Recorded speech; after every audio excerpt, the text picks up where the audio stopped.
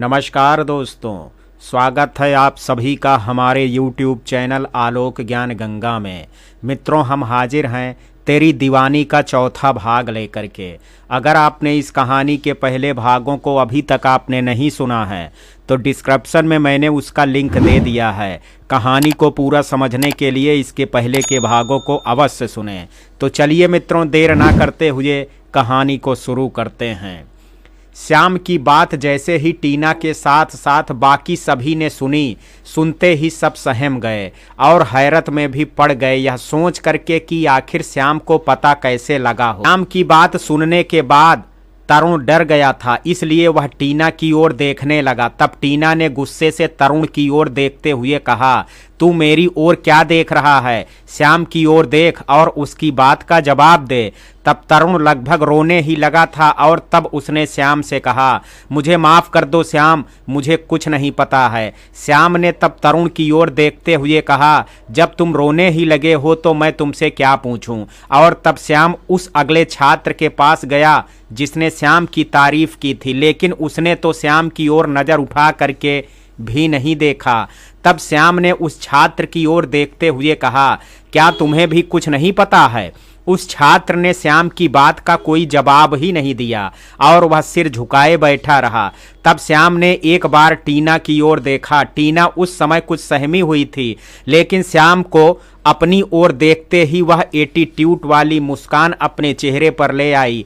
क्यों, वह तो समझ रही थी अगर श्याम को पता लग भी जाता है तो वह उसका कुछ बिगाड़ नहीं पाएगा, क्योंकि प्रोफेसर मनोहर तो उसकी मुट्ठी में ही हैं। श्याम टीना की ओर देखने के बाद समझ तो गया था कि इसमें जरूर टीना की ही चाल है, लेकिन वह बिना कोई सबूत के उस पर सीधा आरोप नहीं लगा सकता था, इसलिए वह तब अगले छात्र की ओर बढ़ गया। लेकिन अगला छात्र भी सिर झुकाए बैठा रहा। तब श्याम ने उस छात्र से कहा, क्या तुम्हें भी नहीं पता है कि किसने बेंच पर फेविकोल लगाया है? लेकिन उस छात्र ने भी कोई जवाब नहीं दिया।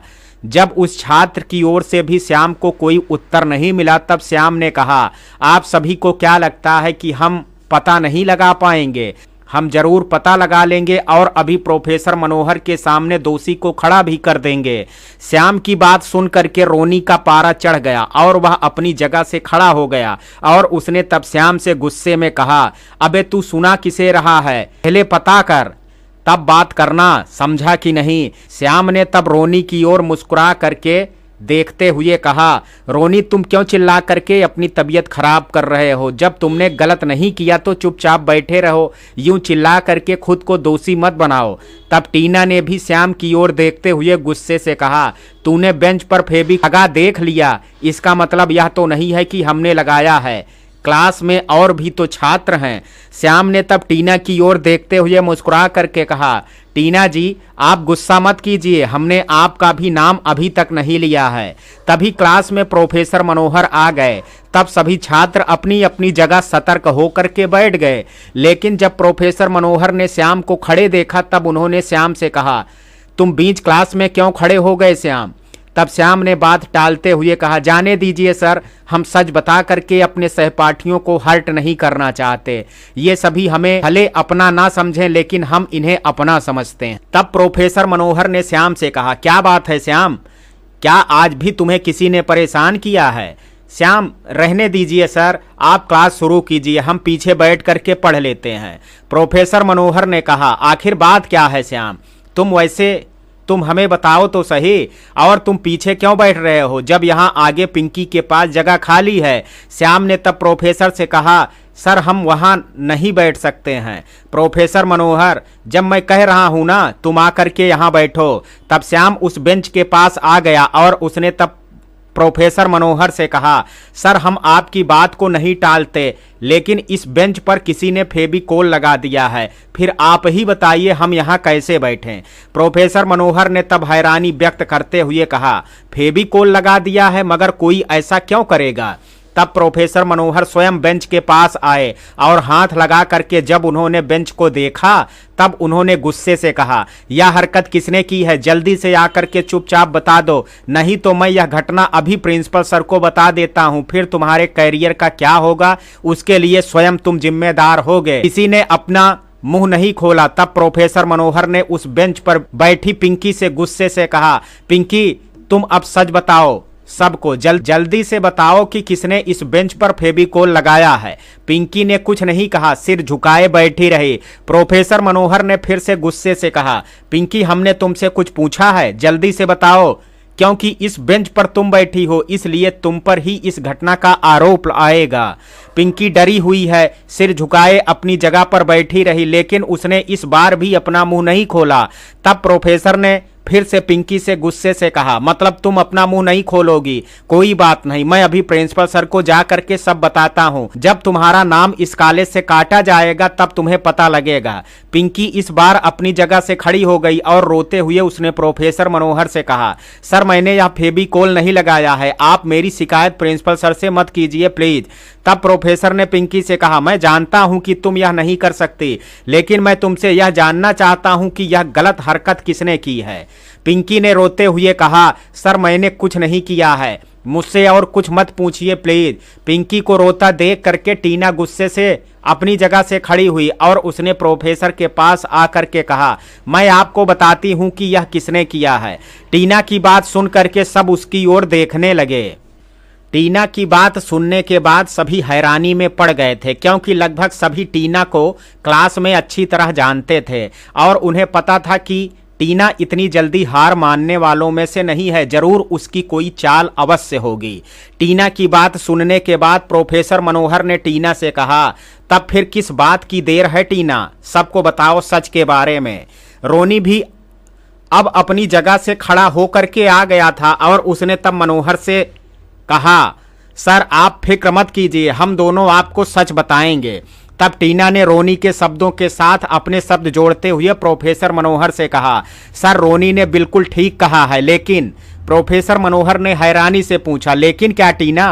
प्रोफेसर मनोहर की बात सुनकर के टीना ने हल्की सी मुस्कान अपने चेहरे पर लाते हुए कहा, सर आप पहले चल करके अपनी जगह पर आराम से बैठिए, फिर मैं आपको सब इत्मीनान से बताती हूं। प्रोफेसर मनोहर ने तब टीना से कहा, लेकिन तुम्हें यहां बताने में क्या परेशानी है, यहां सबके सामने ही बता दो। टीना ने तब मासूम सा चेहरा बना करके नाटक करते हुए कहा, दरअसल बात यह है कि मैं नहीं चाहती कि आप यहां खड़े रह करके थक जाएं।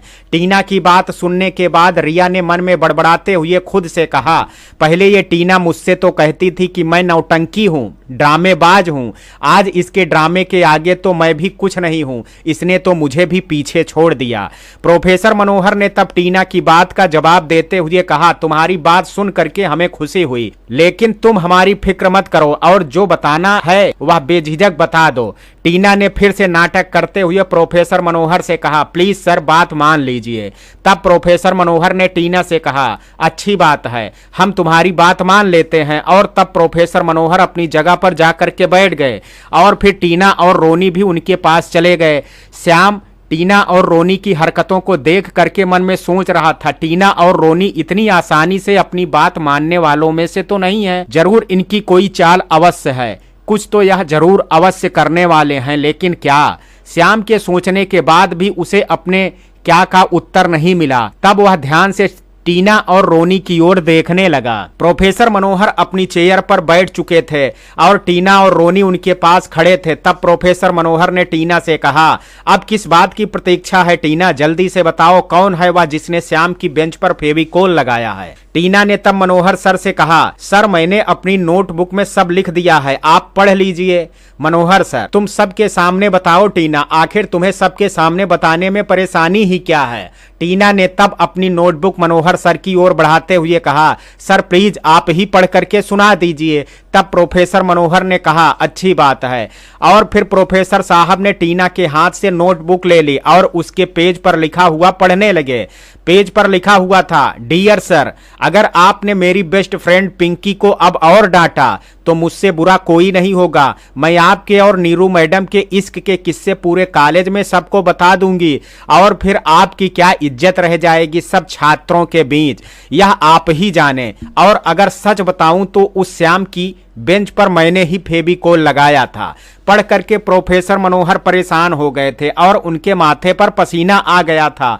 तब टीना ने प्रोफेसर मनोहर से कहा, क्या हुआ सर, आपको पसीना क्यों आ रहा है, जबकि क्लास में तो एयर कंडीशन कंडीशनर भी लगा हुआ है। टीना ने मुस्कुराते हुए आगे मनोहर सर से कहा, पढ़ करके बताइए ना सर, सभी आपकी बात सुनने का इंतजार कर रहे हैं। श्याम को अब समझ में आ गया था कि टीना और रोनी सर को फिर से ब्लैकमेल कर रहे हैं, इसलिए तब वह झट से मनोहर सर के पास गया और उनके पास जा करके खड़ा हो गया और टीना की ओर देखते हुए उसने मनोहर सर से कहा, सर आप सच सबको बताएं, उससे पहले क्या हम सबको कुछ बता सकते हैं? श्याम ने जैसे टीना की ओर देखा, टीना ने गुस्से से अपना मुंह दूसरी ओर कर लिया। जब श्याम ने अपनी पूरी बात की तब प्रोफेसर मनोहर ने दबे हुए शब्दों में श्याम से कहा, रहने दो श्याम, अभी कुछ मत कहो। तब टीना ने मुस्कुराते हुए श्याम से कहा, तूने सुना नहीं सर ने क्या कहा? श्याम ने तब टीना की ओर देखते हुए कहा, हमने तो अच्छी तरह से सुन लिया है टीना जी, लेकिन कुछ सुनने की जरूरत आपको भी है। टीना ने तब गुस्से से मनोहर सर से कहा, सर आप इसे यहाँ से जाने को कहते हैं या मैं? टीना की बात पूरी हो पाती उससे पहले मनोहर सर ने बीच में बोलते हुए श्याम की ओर देख करके कहा, श्याम तुम क्यों बात को बढ़ा रहे हो? तुम एक अच्छे छात्र हो, तुम्हें यूं ही बहस करनी नहीं चाहिए। तब श्याम ने मनोहर सर से कहा, अच्छा सर, अभी हम किसी से कुछ नहीं कहते हैं, लेकिन आपको कुछ हम दिखाना चाहते हैं। मनोहर सर, वैसे तुम दिखाना क्या चाहते हो? श्याम ने तब मुस्कुरा करके कहा, कुछ खास चीज है, जब आप देखेंगे तो खुश हो जाएंगे। तब टीना बीच में बोलते हुए कहा, सर इस श्याम की बात मान करके देख लो, क्या दिखाना चाहता है ये, नहीं तो बुरा मान जाएगा बेचारा और शायद रोने भी लगे। मनोहर सर ने तब श्याम को देखा तो श्याम ने आंखों के इशारे से उन्हें कुछ समझा दिया और तब मनोहर सर ने श्याम से कहा, जब तुम इतना कह रहे हो तो दिखाओ जो दिखाना चाहते हो। श्याम ने तब मनोहर सर से कहा, थैंक यू सर। और फिर श्याम ने टीना की ओर देखते हुए कहा, टीना जी यह तो वक्त ही बताएगा कि कौन रोएगा और कौन हंसेगा, पहले बस एक बार देख लीजिए कि हम दिखाना क्या चाहते। तब टीना ने गुस्से से कहा, ज्यादा हीरो बनने की कोशिश मत कर, चल दिखा जो भी दिखाना चाहता है। श्याम ने तब प्यार से टीना से कहा, टीना जी आप गुस्सा मत होइए, बस थोड़ा सा सब्र कीजिए, हम दिखा रहे हैं। श्याम ने तब अपने बैग से एक शादी का कार्ड निकाला और मनोहर सर को दिखा करके टीना को सुनाते हुए कहा, सर यह आपकी और नीरू मैडम की शादी का कार्ड है। आप टीना जी और रोनी के साथ साथ सबको अपनी शादी के बारे में बता दीजिए। टीना ने जैसे ही मनोहर सर और नीरू मैडम की शादी के बारे में श्याम से सुना, उसके चेहरे के भाव बदल गए थे, मानो कोई खिला हुआ फूल अचानक से मुरझा गया हो, और ऐसा ही कुछ हाल रोनी का भी था। श्याम की बात सुनकर के मनोहर सर ने श्याम की ओर देखते हुए हैरानी से कहा, लेकिन यह कार्ड इतनी जल्दी तुम्हें कैसे मिल गया? श्याम ने तब मुस्कुरा करके कहा, सर वो सब बाद में पता कर लीजिएगा, पहले सबको क्लास में बता दीजिए अपनी शादी के बारे में। और फिर श्याम ने टीना और रोनी को सुनाते हुए मनोहर सर से कहा, ताकि सबको क्लास में आपकी और नीरू मैडम की शादी के बारे में पता चल जाए। तब टीना ने बात की पुष्टि करते हुए मनोहर सर से धीरे से कहा, सर क्या यह सच है? तब श्याम ने टीना से कहा, अगर आपको अब भी यकीन नहीं है तो शादी का कार्ड देख लीजिए, तब शायद आपको यकीन आ जाए। टीना ने गुस्से से श्याम से कहा, मैंने तुझसे कुछ नहीं पूछा है, लेकिन बीच में बोल करके ज्यादा हीरो बनने की कोशिश मत कर। श्याम ने तब टीना की ओर देखते हुए प्यार से कहा, माफ कीजिए टीना जी, हमारा मतलब आपको हर्ट करने का नहीं था। अब मनोहर सर को किसी बात का डर नहीं था, इसलिए तब उन्होंने श्याम से कहा, श्याम तुम्हें टीना से माफी मांगने की जरूरत नहीं है। और फिर मनोहर सर ने टीना की ओर देखते हुए कहा, टीना तुम्हें जरा भी तमीज नहीं है कि किससे कैसे बात की जाती है, इस बात को मत भूलो टीना। पैसे से शानो शौकत तो खरीदी जा सकती है और तुम एक करोड़पति पिता की बेटी होने की वजह से हर शानो शौकत खरीद भी सकती हो, लेकिन मेरी एक बात याद रखना, मान और सम्मान इंसान अपने अच्छे गुणों से ही कमा पाता है, इसे तुम अपनी दौलत से कभी नहीं खरीद पाओगे। इसलिए टीना अब भी वक्त है, सुधर जाओ। लेकिन मनोहर सर के समझाने के बाद भी टीना और रोनी ने उनकी बात का कोई जवाब नहीं दिया। टीना और रोनी के चेहरे पर खामोशी देख करके मनोहर सर ने कहा, क्या हुआ, तुम दोनों चुप कैसे बैठे हो? तुम दोनों के पास तो कितने ही तर्क होते हैं, फिर आज तुम दोनों के चेहरे पर यह खामोशी कैसे आ गई है? टीना और रोनी ने अभी भी प्रोफेसर मनोहर की बात का कोई जवाब नहीं दिया और दोनों अपना सिर झुकाए खड़े रहे। पूरी क्लास में सन्नाटा पसरा हुआ था। तब मनोहर सर ने बाकी छात्रों की ओर देखते हुए कहा, तुम्हें क्या लगता है कि तुम्हारे चेहरों पर शांति देख करके मुझे कुछ समझ या कुछ पता नहीं चलेगा? जिस उम्र से आज तुम गुजर रहे हो, एक समय मैं भी इस अवस्था से गुजरा हूं, लेकिन तुम में और मुझ में फर्क इतना है कि तुम अपने गुरुजनों का सम्मान करना नहीं जानते हो और उनकी बात की अवहेलना करना तो जैसे तुम्हारी आदत में हो। फिर तुम ही बताओ कि तुम एक अच्छे छात्र कैसे बन सकते हो? मनोहर सर ने एक बार श्याम की ओर देखा और फिर क्लास के छात्रों की ओर देखते हुए कहा, श्याम कितना अच्छा लड़का है, यह तुम नहीं जानते हो। और उसे परेशान करने के बजाय उससे कुछ सीखने की कोशिश करते, मगर अफसोस तुमने तो अच्छे इंसान का साथ देने के बजाय बुरी सोहबत को अपना साथी बना लिया। सभी छात्र अपना सिर झुकाए मनोहर सर की बातें सुन रहे थे। किसी की हिम्मत नहीं हुई कि वह उनसे कुछ कह सके। सबके चेहरों पर चुप्पी देख करके मनोहर सर ने आगे कहा, क्या हुआ? तुम में से कोई भी कुछ बोल नहीं रहा है? वैसे तो तुम लोग बहुत ज्यादा बोलते हो। मनोहर सर ने तब फिर सबसे कहा, अब टॉपिक चेंज करता हूं, इसलिए अब तुम एक बात बताओ। मनोहर सर की बात सुन करके सभी उनकी ओर देखने लगे। तब मनोहर सर ने सबकी ओर देखते हुए कहा, किसने श्याम की बेंच पर फेविकोल लगाया था? मनोहर सर की बात सुनते ही सबने अपना सिर झुका लिया और किसी ने भी कोई जवाब नहीं दिया। तब मनोहर सर ने सबसे कहा, तुम सभी के बिना कुछ कहे ही तुम्हारी खामोशी ही बहुत कुछ बयां कर रही है। तुम नहीं बताना चाहते हो तो मत बताओ, मैं ही सबको सच बताता हूं। तब मनोहर सर ने श्याम की ओर देखते हुए कहा, तुम जानते हो श्याम कि तुम्हारी बेंच पर किसने फेविकोल लगाया है? श्याम ने तब उत्सुकता से पूछा, किसने लगाया सर? तब मनोहर सर ने टीना की ओर इशारा करते हुए कहा, टीना ने। टीना को अब अपने बचने का कोई विकल्प नजर नहीं आ रहा था, इसलिए वह मासूम सा मुंह बनाए सिर झुकाए खड़ी थी। टीना की यह हालत देख करके पिंकी ने खुद से कहा, काश टीना तू वक्त रहते संभल जाती तो यह स्थिति बनती ही नहीं। आज तू गुनहगार की भांति खड़ी हुई है। श्याम ने जब टीना का मासूम चेहरा देखा तो उसे अच्छा नहीं लग रहा था।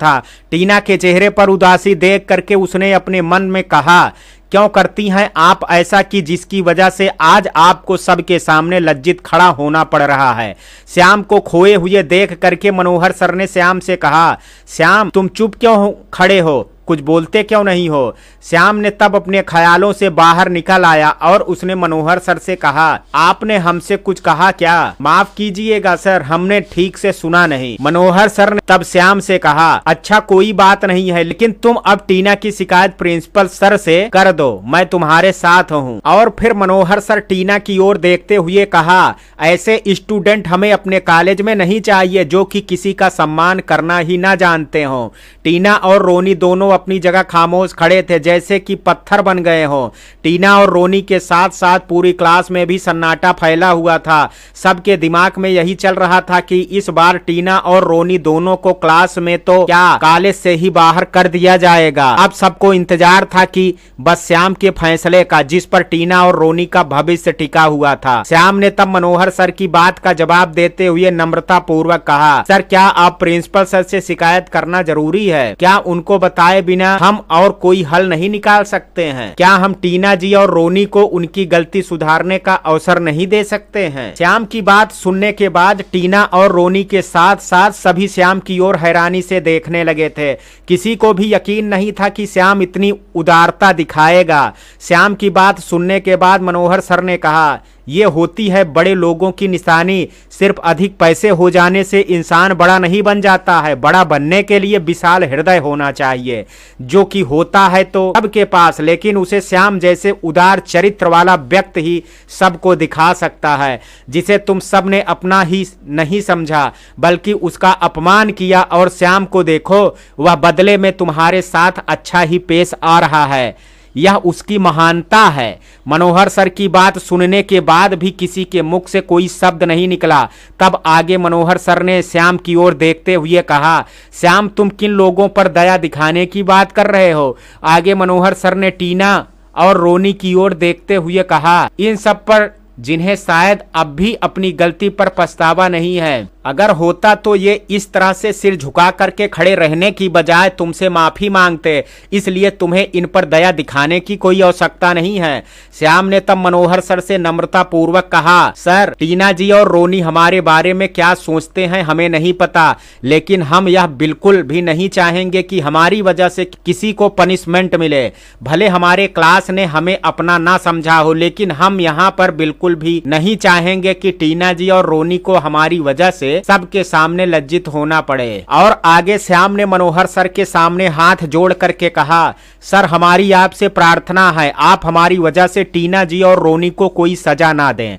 तब मनोहर सर ने टीना और रोनी की ओर देखते हुए कहा, क्या तुम दोनों में इतनी भी गैरत नहीं है जो तुम एक बार अपनी गलती के लिए श्याम से माफी मांग सको? कोई कुछ कहता उससे पहले पिंकी अपनी जगह से खड़ी हुई और वह मनोहर सर के पास आ गई और भरे हुए गले से उसने मनोहर सर से कहा, सर, मैं माफी के काबिल तो नहीं हूं, अगर हो सके तो मुझे माफ कर दीजिएगा। मनोहर सर, लेकिन तुमने तो कुछ किया नहीं है, फिर तुम क्यों माफी मांग रही हो पिंकी? पिंकी ने सिर झुकाए हुए भावुक होकर के कहा, जितनी गुनहगार टीना है उसकी दोस्त होने के नाते उतनी ही गुनहगार मैं भी हूं सर। पिंकी ने आगे अपना सिर उठा करके मनोहर सर की ओर देखते हुए कहा, सर, मैं जानती हूं कि टीना जो भी कर रही है वह गलत है, लेकिन दोस्ती की वजह से मैंने भी उसके गलत कामों में उसका साथ दिया। बल्कि एक अच्छा छात्र होने के नाते मुझे उसको समझाना चाहिए था, ना कि उसके गलत काम में उसका सहभागी बनना चाहिए था। अब टीना ने अपनी चुप्पी तोड़ते हुए पिंकी की ओर देख करके कहा, तुम्हारी कोई गलती नहीं है पिंकी, इसलिए तुम्हें माफी मांगने की जरूरत नहीं है। दोषी तो मैं हूं, इसलिए सजा मुझे ही मिलनी चाहिए। और फिर टीना ने मनोहर सर की ओर देखते हुए कहा, सर, मैंने आपकी सारी बातें सुनी और सुन करके मुझे अच्छा लगा और बहुत कुछ सीखने को भी मिला। मैंने गलती की है, इसलिए अब मुझे अपनी गलती को स्वीकार करने में कोई झिझक भी नहीं है। मेरी गलती क्षमा करने योग्य नहीं है सर, इसलिए आप मेरी गलती के लिए जो उचित सजा मुझे देना चाहें दे सकते हैं, मुझे कोई आपत्ति नहीं होगी। तब मनोहर सर ने टीना से कहा, मुझे अच्छा लगा यह देख करके कि तुमने अपनी गलती मान ली और तुमने हमारी बात से सीख भी ली, लेकिन बेटा टीना, तुमने श्याम को हर्ट किया है, इसलिए तुम्हें उससे माफी मांगनी चाहिए। और फिर मनोहर सर ने पिंकी से कहा, पिंकी बेटा, यह तो सही है कि तुमसे गलती हुई है, लेकिन मुझे अच्छा लगा यह देख करके तुमने अपनी गलती मान ली। मनोहर सर ने आगे पिंकी को समझाते हुए कहा, पिंकी बेटा, एक अच्छा दोस्त वही होता है जो अपने दोस्त को सही रास्ता दिखाए, ना कि उसके गलत कामों में उसका सहभागी बने। खैर, तुम्हें अपनी गलती से सीख मिल गई है, यह अच्छी बात है।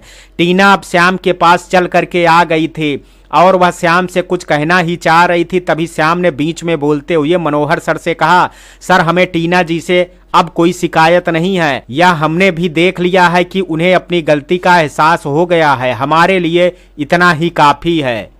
टीना ने तब श्याम की ओर देखते हुए कहा, श्याम, आप बहुत अच्छे हैं, मैंने सर से आपकी तारीफ सुनी और आपकी महानता के बारे में जाना भी। टीना ने आगे कहा, यह आपकी महानता ही तो है जो आप मेरे द्वारा किए गए अपराध के बाद भी मुझे माफी दे रहे हैं, वरना मैं तो माफी के काबिल नहीं हूँ। टीना ने श्याम के सामने हाथ जोड़ लिए और भावुक होकर के कहा, मैं माफी नहीं मांगूंगी आपसे। माफी शब्द बहुत छोटा है मेरी गलती के सामने, मैं माफी के लायक नहीं हूं, इसलिए आपसे माफी ना मांग करके आपसे प्रार्थना करूंगी कि आप मुझे सजा दें। श्याम को टीना का बदला हुआ रूप देख करके अच्छा लगा और उसने तब टीना को प्यार से समझाते हुए कहा, टीना जी, हम सब इंसान ही हैं, इसलिए हमसे गलती होना स्वाभाविक है, लेकिन श्रेष्ठ इंसान वही होता है जो अपनी गलतियों से सीख लेता है, और आपने ऐसा ही किया है, इसलिए हमें अब आपसे कोई शिकायत नहीं है। और प्लीज टीना जी, आप हमारे सामने हाथ जोड़ करके हमें लज्जित मत कीजिए। टीना ने तब सामान्य हो करके श्याम से कहा, मैं जानती हूं कि मैं माफी के काबिल नहीं हूं, इसलिए मैं आपसे माफी भी नहीं मांग रही हूं, प्लीज मुझे सजा दीजिए, नहीं तो मुझे अच्छा नहीं लगेगा। श्याम ने तब टीना को समझाते हुए कहा, टीना जी, जरूरी नहीं है इंसान सजा मिलने पर ही सबक सीखे, आत्मग्लान होना भी बहुत बड़ी बात है। आपको अपने किए पर पछतावा है, इसलिए हमें भी अब आपसे कोई शिकायत नहीं है और हमने आपको माफ भी कर दिया, इसलिए अब सजा देने का तो कोई सवाल ही नहीं उठता है। श्याम की बात सुनने के बाद टीना ने श्याम से कहा, thank you so much Shyam. Shyam ने तब टीना की ओर देखते हुए मुस्कुरा करके कहा, कोई बात नहीं टीना जी, वैसे यह कहने की जरूरत नहीं थी। टीना ने श्याम की ओर देखते हुए प्यार से कहा, यार तू सच में बहुत अच्छा है। टीना के कहे शब्दों पर मनोहर सर ने गौर किया था, इसलिए तब उन्होंने टीना की कही बात पर टिप्पणी करते हुए मुस्कुरा करके कहा, अभी तो तुम श्याम को आप कह करके बोल रही थी, लेकिन अब सीधे तू पर आ गई। और कह करके मनोहर सर मुस्कुराने लगे। तब टीना, श्याम, पिंकी और रोनी के चेहरों पर भी स्माइल आ गई और तब श्याम ने टीना की ओर देखते हुए चेहरे पर हल्की सी मुस्कान ला करके मनोहर सर की बात का जवाब देते हुए कहा, कोई बात नहीं सर, हम समझ सकते हैं टीना जी को ऐसे ही बोलने की आदत है, इसलिए हमें उनसे कोई शिकायत नहीं है। और फिर मनोहर सर ने घड़ी की ओर देखते हुए कहा, आज क्लास का काफी समय निकल गया है, चल करके सभी अपनी जगह पर बैठो ताकि कुछ देर तो हम तुम्हें कुछ पढ़ा सकें।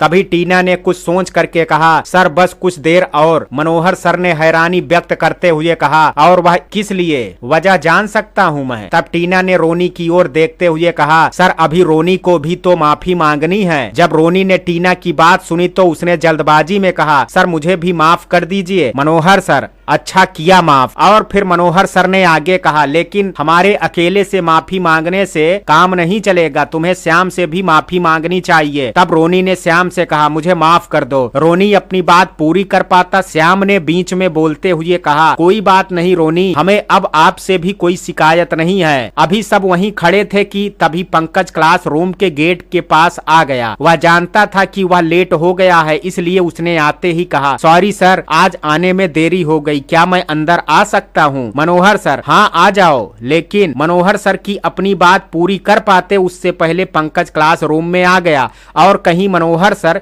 उससे क्लास में लेट आने की वजह ना पूछ लें, उसने बीच में बोलते हुए कहा, सर मुझसे सभी यही कहते हैं अक्सर कि टीचर की नजरों से बचने के लिए मैं पीछे बैठता हूँ, लेकिन आज मैं किसी को यह कहने का अवसर ही नहीं दूंगा, इसलिए आज मैं आगे ही बैठूंगा। कहते हुए पंकज उसी फेविकोल लगी बेंच के पास पहुंच गया और वह बैठने का मन बना ही रहा था। तभी रोनी ने उससे कहा, मगर अफसोस है तू आज भी आगे वाली बेंच पर बैठ नहीं पाएगा। रिया पंकज को इशारे से मना कर रही थी, लेकिन उसका ध्यान रिया की तरफ गया ही नहीं। और तब पंकज ने कहा, आज तो मैंने पूरा मन बना लिया है, आप सभी देखिएगा मैं इस बेंच पर ही बैठूंगा। पंकज की हरकत देख करके सब हंस रहे थे। तब पंकज ने कहा, आप सभी मुझे देख करके ऐसे क्यों हंस रहे हैं? आपको यह क्यों लगता है कि पंकज को बात बनाना ही आती है? पंकज अब से बदल रहा है और इसलिए देखो मैं अभी आगे बैठता हूँ। तब टीना ने पंकज की ओर देखते हुए मुस्कुरा करके कहा, तू बिल्कुल बैठ जाना, लेकिन बैठने से पहले एक बार अपना हाथ बेंच पर लगा करके तो देख लो, हो सकता है शायद तेरा फैसला बदल जाए। और कह करके टीना हंसने लगी और पिंकी, श्याम, रोनी और मनोहर सर भी यह देख करके मुस्कुरा रहे थे। और फिर मनोहर सर ने सोचा कहीं पंकज सच में बैठ ना जाए, इसलिए तब उन्होंने उसे रोकते हुए कहा, पंकज तुम उस बेंच पर मत बैठो, उस बेंच पर फेविकोल। मनोहर सर अपनी बात पूरी कह पाते, पंकज ने मनोहर सर की बात पर ध्यान दिए बिना बीच में बोलते हुए टीना की बात का जवाब देते हुए कहा, इसमें कौन सी बड़ी बात है, मैं अभी बेंच पर। कहते हुए पंकज ने जैसे ही बेंच पर हाथ लगाया और वह कहते कहते बीच में ही रुक गया। उस समय पंकज ने जो फेस अपना बनाया था उसे देख करके सभी जोर जोर से हंसने लगे। तब टीना ने मुस्कुराते हुए पंकज से कहा, क्या हुआ पंकज, अब बैठोगे नहीं बेंच पर? तब पंकज ने मुंह बनाते हुए कहा, नहीं मैं पीछे ही बैठ जाता हूँ, मैं पीछे ही ठीक हूँ, वैसे भी मुझे ज्यादा पढ़ करके करना क्या है। टीना ने मुस्कुरा करके कहा, अपने पापा का बिजनेस ही तो संभालना है, सही कहा ना पंकज? तब मनोहर सर ने पंकज से कहा, तुम्हें आगे ही बैठना है पंकज, तुम परेशान मत हो, मैं अभी दूसरी बेंच मंगवा रहा हूँ, फिर तुम आराम से बैठ जाना। पंकज सोचने लगा, मुश्किल से तो बात टली है, कहीं सर सच में आगे ना बैठा दें, इसलिए वह झट से पीछे वाली बेंच पर जाकर के बैठ गया। और उसने तब सर से कहा, सर मेरा पीछे बैठना चल जाएगा, अगर श्याम जैसे होनहार बच्चे पीछे बैठेंगे तो मुझे अच्छा नहीं लगेगा, इसलिए मैं पीछे बैठ जाता हूँ। तब श्याम ने पंकज से कहा, मैं पीछे बैठ करके भी पढ़ लूंगा, आप आराम से आगे बैठ सकते हैं। तब पंकज ने श्याम से कहा, आप तो सज्जन पुरुष हैं श्याम जी, आप तो समझ सकते हैं मेरी स्थिति को, इसलिए मुझे बैठने दीजिए ना यहीं प्लीज। पंकज की बातें सुन करके फिर सभी के चेहरों पर मुस्कान आ गई और फिर सभी अपनी अपनी जगह जा करके बैठ गए और मनोहर सर ने अपनी क्लास शुरू कर दी। क्लास खत्म होने के बाद टीना श्याम के पास गई और तब उसे देख करके रिया, पंकज और रोनी भी वहां आ गए। पिंकी तो पहले से ही श्याम के साथ ही बैठी हुई, इसलिए तब टीना ने श्याम की ओर आ करके अपना हाथ बढ़ाते हुए कहा, मुझसे दोस्ती करेंगे? श्याम ने एक नजर टीना के चेहरे की ओर देखा और कुछ सोचने लगा। श्याम को सोचता देख करके टीना ने श्याम से कहा, लगता है मुझे माफ नहीं किया आपने या मुझसे दोस्ती नहीं करना चाहते हैं। टीना के कहे शब्दों के जवाब में श्याम ने कुछ कहा तो नहीं, लेकिन उसने हल्की सी मुस्कान के साथ अपना हाथ आगे बढ़ा दिया और जैसे ही श्याम टीना से हाथ मिलाने ही वाला था, टीना ने अपना हाथ पीछे कर लिया और श्याम की ओर घूरते हुए गुस्से से कहा, तुझे क्या लगा श्याम, मैं तुझसे सच में दोस्ती करूंगी? टीना की बात सुनते ही सबके चेहरे के रंग उड़ गए। किसी को भी उम्मीद नहीं थी कि टीना यह हरकत करेगी। टीना यहीं पर नहीं रुकी, उसने श्याम से आगे कहा, तेरी वजह से आज पहली बार मेरी भरे क्लास में बेइज्जती हुई है और सबके सामने मुझे सिर झुका करके खड़े रहना पड़ा और ना चाहते हुए भी तुझसे माफी मांगनी पड़ी। टीना ने आगे श्याम से कहा, तुझे क्या लगा टीना प्रोफेसर के डर से माफी मांग रही है? तो तू कान खोल करके ध्यान से सुन ले, टीना किसी से नहीं डरती है। वह तो मेरा ड्रामा था जिसे देख करके तू और तेरा प्रोफेसर दोनों समझने लगे कि तुम दोनों ने टीना को झुका दिया। टीना को कोई नहीं झुका सकता। टीना ने आगे चिल्लाते हुए श्याम से कहा, समझा तू, टीना को कोई झुका नहीं सकता है। श्याम कुछ कहना ही चाह रहा था, लेकिन पिंकी ने बीच में बोलते हुए टीना पर चिल्लाते हुए कहा, तू पागल हो गई है टीना, तुझे होश भी है क्या कि तू क्या बोल रही है? टीना ने तब नॉर्मल हो करके पिंकी से मुस्कुराते हुए कहा, पिंकी तू क्यों नाराज हो रही है? तू तो मेरी बेस्ट फ्रेंड है और यार आज तूने भी तो क्या कमाल की एक्टिंग की सबके सामने। टीना ने मुस्कुराते हुए पिंकी से आगे कहा, वेरी गुड पिंकी। पिंकी ने टीना की ओर देखते हुए गुस्से से कहा, मैंने कोई एक्टिंग नहीं की टीना, मैंने जो भी कहा है वह सब हकीकत था और मुझे आज तेरी यह हरकत देख करके अफसोस हो रहा है कि मैं तेरी जैसी लड़की की दोस्त क्यों थी, जिसे कोई तमीज ही नहीं है, जिसे अच्छे और बुरे की समझ ही नहीं है। पिंकी ने आगे भरे हुए गले से टीना से कहा, टीना अगर तू चाहती है कि हम दोस्त रहें तो तू अभी माफी मांग ले श्याम से। टीना ने पिंकी को समझाते हुए कहा, पिंकी तू एक दिन पहले आए इस श्याम के लिए अपनी बेस्ट फ्रेंड के अगेंस्ट आ गई है, क्या यही हमारी दोस्ती थी? पिंकी ने तब भावुक होकर के टीना से कहा, तू दोस्ती का मतलब जानती भी है टीना? दोस्ती का मतलब हो अपने दोस्त को आईना बनाना, उसे सही और गलत के बारे में समझाना। अगर दोस्त गलत रास्ते पर चल निकला हो तो उसे सही राह दिखाना, लेकिन तू तो खुद गलत रास्ते पर चल रही है और मुझे भी अपनी दोस्ती का वास्ता दे करके अपने साथ चलने को कहती थी। क्या यही दोस्ती है? अगर यही तेरी दोस्ती है तो मुझे नहीं चाहिए ऐसी दोस्ती। और एक बात, श्याम भले एक दिन पहले आया हो लेकिन वह तुझसे बहुत अच्छा है। टीना ने गुस्से से कहा, तू इस श्याम के लिए अपनी बेस्ट फ्रेंड? टीना अपनी बात पूरी कर पाती पिंकी ने बीच में बोलते हुए कहा, हाँ मैं अभी और इसी वक्त अपनी दोस्ती खत्म करती हूँ।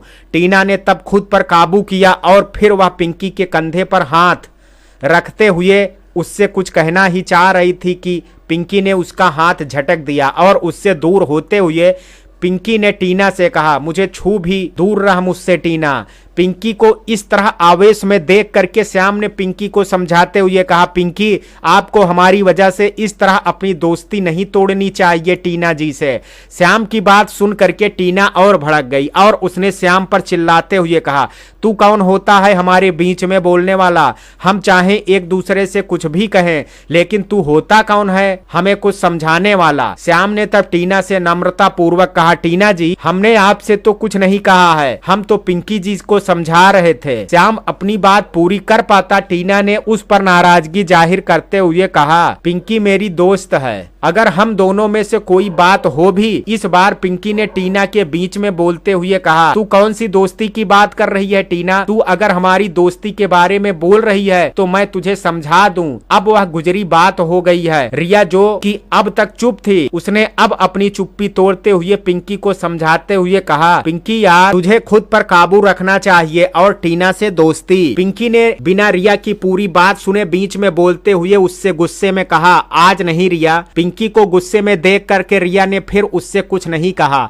और तब पिंकी ने अपनी बात को जारी रखते हुए टीना से आगे कहा, अब तू हमारी उस दोस्ती का नाम मत ले जिसे मैंने तोड़ दी है, और रही बात श्याम जी की तो वह मुझसे बोल सकते हैं और मुझे समझा भी सकते हैं। तुझे मेरे लिए उनसे कुछ भी कहने का कोई हक नहीं है। और फिर पिंकी ने श्याम की ओर देखते हुए कहा, आपने टीना के इतने कड़वाहट भरे शब्द सुने, उसके बाद भी क्या आप फिर से मुझे टीना से दोस्ती करने के लिए कहेंगे? श्याम ने तब पिंकी को समझाते हुए कहा, पिंकी जी, टीना जी को आपकी जरूरत है, आप हमारी वजह से इस तरह उनसे दोस्ती मत तोड़िए। उनका झगड़ा हमसे है, आपसे तो नहीं है, इसलिए आपको उनके साथ रह करके उन्हें समझाना चाहिए और उनका साथ देना चाहिए। श्याम अभी कह करके रुका ही था और पिंकी उसके जवाब में अभी कुछ कहना ही चाह रही थी कि टीना ने गुस्से से श्याम से कहा, तू अगर सोचता है कि पिंकी को अपनी मीठी मीठी बातों में फुसला करके जिस तरह तूने उसे अपनी तरह कर लिया है उसी तरह तेरी मीठी मीठी बातों का असर मुझ पर भी हो जाएगा, तो यह तेरी भूल है। टीना की बात सुन करके पिंकी ने श्याम से गुस्से से कहा, आप इस टीना से मुझसे दोस्ती रखने की बोल रहे हैं जिसे बात करने तक का सलीका नहीं है। पिंकी ने आगे टीना को सुनाते हुए श्याम से कहा, मैं आपकी दोस्त हूँ, अब से मैं भी देखती हूँ कि कौन अब आपसे गलत बोलता है। और कह करके पिंकी ने श्याम की ओर दोस्ती का हाथ बढ़ा दिया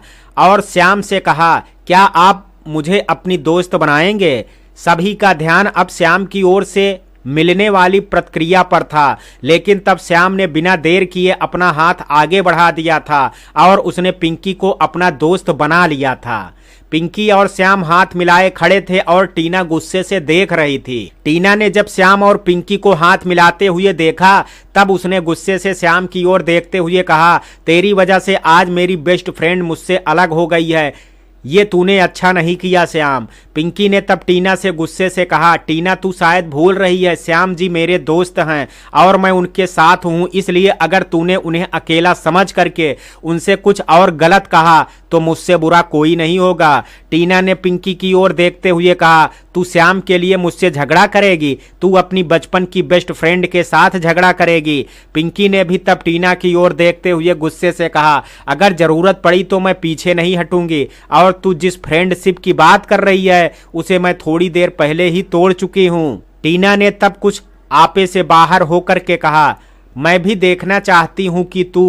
कह करके टीना आगे बढ़ने ही लगी थी, तभी रिया, पंकज और रोनी ने उसे पकड़ लिया और रिया ने तब टीना को समझाते हुए कहा, तू पागल हो गई है क्या टीना, या तेरा दिमाग खराब हो गया है? तूने तो सोचने समझने की क्षमता ही जैसे खो दी हो। टीना ने तब चिल्लाते हुए कहा, हाँ मैं पागल हो गई हूँ और मेरा दिमाग भी खराब हो गया है। टीना को इस तरह से पागलपन देख करके श्याम को बिल्कुल भी अच्छा नहीं लग रहा था। वह बिल्कुल भी नहीं चाहता था कि टीना और उसका झगड़ा हो, बल्कि वह तो टीना को अच्छा बनाना चाहता था, उसे बुराई से बचाना चाहता था, लेकिन टीना तो उसे अब तक समझ ही नहीं पाई थी। टीना भले अब तक श्याम को नहीं समझ सकी थी, लेकिन श्याम को लगता था कि वह टीना को वर्षों से जानता है, इसलिए वह उसे मन ही मन चाहने भी लगा था। और यही वजह थी जो उसे अभी भी टीना से जोड़े हुए थी, और इसलिए टीना के द्वारा किए गए गलत व्यवहार को भी उसने दिल से नहीं लगाया था, बल्कि सारी कड़वाहट को भुला करके उसने टीना को मनाने के लिए प्यार से कहा, टीना जी अगर आपको हम पर अपना गुस्सा निकाल करके शांति मिलती है तो प्लीज आप अपना गुस्सा निकाल लीजिए और जो भी आप हमसे कहना चाहती हैं कह लीजिए, ताकि कम से कम आपके मन को शांति तो मिलेगी। जो टीना को पकड़े हुए थे, श्याम ने फिर उन सब से कहा, आप टीना जी को छोड़ दीजिए। टीना ने तब चिल्लाते हुए श्याम से कहा, तू ये अपनी मीठी मीठी बातें मेरे सामने मत कर, मैं जानती हूँ तेरे असली चेहरे को। तेरी वजह से पूरी क्लास में आज मेरी बेइज्जती हुई है और अब तेरी वजह से मेरी बेस्ट फ्रेंड मुझसे अलग हो गई है और तू अब मेरे सामने इतना भोला बनने का नाटक कर रहा है। टीना का पागलपन देख करके पिंकी ने श्याम से कहा, आप किसे समझाने की कोशिश कर रहे हैं श्याम जी, जिसने अपनी समझ पहले ही खो रखी है। पिंकी ने आगे श्याम से कहा, आप चलिए यहाँ से, मैं नहीं चाहता कि ये टीना आपसे कुछ और कहे। श्याम अभी भी खड़ा टीना की ओर देख रहा था। पिंकी को टीना का नेचर अभी बहुत बुरा लग रहा था, लेकिन श्याम को टीना के चेहरे में अभी भी मासूमियत ही नजर आ रही थी और इसलिए वह टीना की ओर देख रहा था और वह उससे कुछ कहना भी चाहता था, लेकिन झगड़ा और अधिक ना बढ़ जाए इसी बात के अंदेशे की वजह से पिंकी ने श्याम का हाथ पकड़ लिया और फिर उसने श्याम से कहा, आप मेरे साथ चलिए श्याम जी, हम यहाँ से चलते हैं। इस टीना को तो दिमाग खराब हो गया है। श्याम वहां से टीना को इस हाल में छोड़ करके नहीं जाना चाहता था, लेकिन फिर रिया ने श्याम से कहा, प्लीज श्याम चले जाओ यहाँ से प्लीज।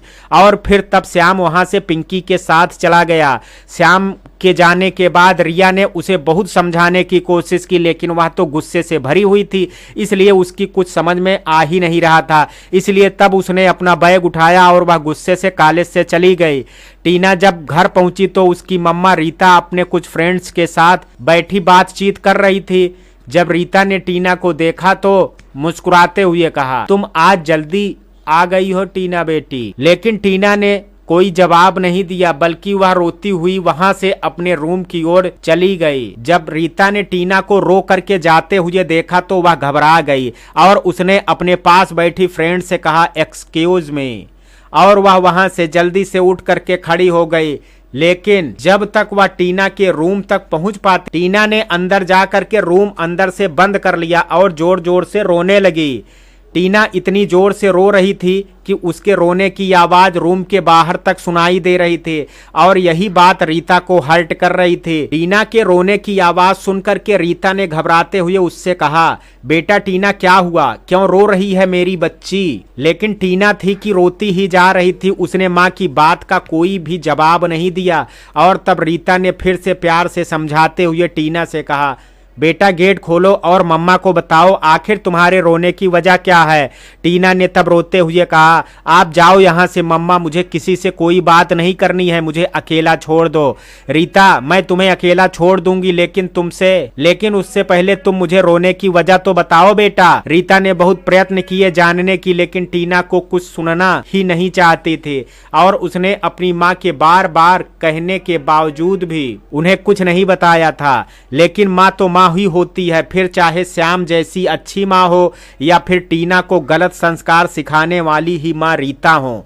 बच्चों को दुख तो माँ को दुखी कर ही देता है और यही दुख अब रीता की चिंता भी बढ़ा ही रहा था, जो कि रीता के चेहरे पर भी स्पष्ट दिखाई दे रहा था। जब रीता के बार बार कहने के बाद भी टीना ने गेट नहीं खोला, तब रीता ने टीना से कहा, अगर टीना बेटा तुमने अभी गेट नहीं खोला तो मैं अभी तुम्हारे पापा को फोन करके सब बता देती हूँ, वो खुद आकर के जब तुमसे कहेंगे तब तो तुम दरवाजा खोलोगे ही। टीना ने जब यह सुना तो उसने आकर के गेट खोल दिया और अपनी माँ के गले से लग करके रोने लगी।